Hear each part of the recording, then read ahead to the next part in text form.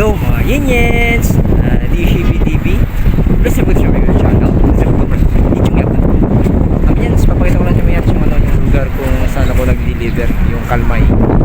Sa likod mo yung Kalmay, Barangay Dagupan, Dagupan City, Pangasinan, Barangay Kalmay.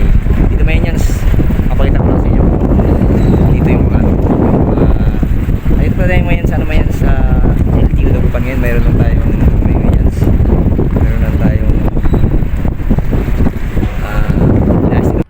ano daw?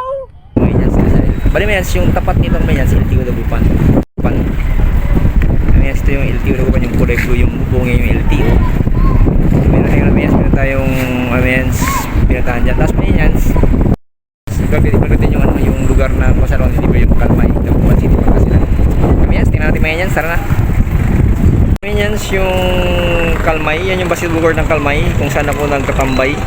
Diyan ako nagtatambay para yung mga kukuha ng mga parcel. Diyan ako sa may barangay hall. So yan, so yung palang ito yun yung bangkaan. Yun yung bangkaan na yan. Papunta doon. May unang bangkaan, may pangalang bangkaan yan. Ito may yan yung motorboat. Motorboat yan. May yan pala doon sa pinakadulo. Yun yung siguro doon yung mga order sa akin, may malayo talaga. Ayun siguro yung tinatawag na Amyanan. Shoutout sa mga taga Amyanan, no? At yan yung motorboat. Yan yung motorboat. Ayan. Yan yung Kalmay.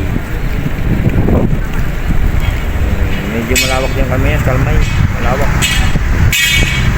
Doon ako nag-deliver mo yan sa mga basketball court. Diyan yung barangay hall din, diyan ako nag-aantay. Din yan sa bilag ko lang itong barangay Kalmay kasi diyan ako nagdi-deliver. Tapat lang siya ng LTO Dagupan, no? Kung doon kayo nakatira sa sa barangay Kalmay, magbangka lang kayo papunta ng LTO Dagupan. Okay man yan, salamat sa panonood, no? God bless you, more power, keep safe, sa sabong kaligayan, and bye bye.